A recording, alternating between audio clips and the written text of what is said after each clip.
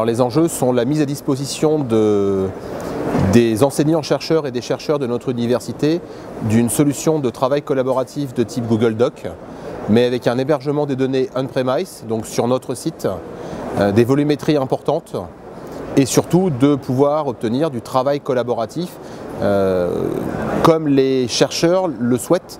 C'est-à-dire en fait exactement la même chose que ce qu'on a sur un Google Doc, avec en plus un système d'import-export de documents Excel, de documents Word ou PowerPoint.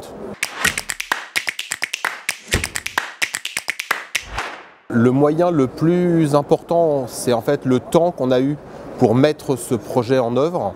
On a eu la capacité de tester pendant 2 à 3 ans 4 à 5 solutions possibles, des solutions en mode cloud dont on était certain en fait de l'endroit où étaient stockées les données, des solutions on-premise, des solutions logiciels libres, et on s'est orienté vers une solution d'un éditeur français qui s'appelle Pidio, qui a complètement réécrit sa solution.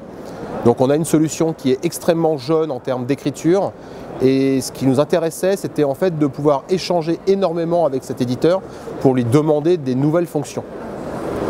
À ce jour, on a une solution qui fonctionne, qui satisfait complètement les utilisateurs.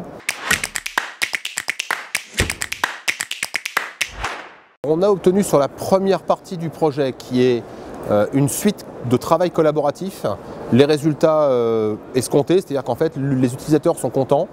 On est en train de monter avec ces utilisateurs un groupe de travail pour justement imaginer les nouvelles fonctions. Par contre, il y a une fonction qui n'existe pas encore, c'est l'échange de fichiers à la mode Dropbox.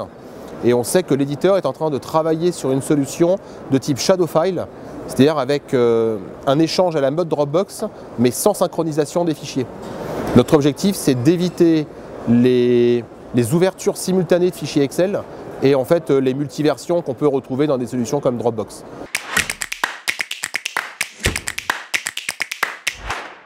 Je donnerais 2 conseils. Le premier, c'est une discussion complète avec les usagers finaux pour vraiment récupérer leurs besoins. Et le deuxième qui est lié, c'est la mise en place de véritables POC, c'est-à-dire pas simplement une installation où on va tester au sein de la direction informatique et on va se dire c'est bon, ça marche.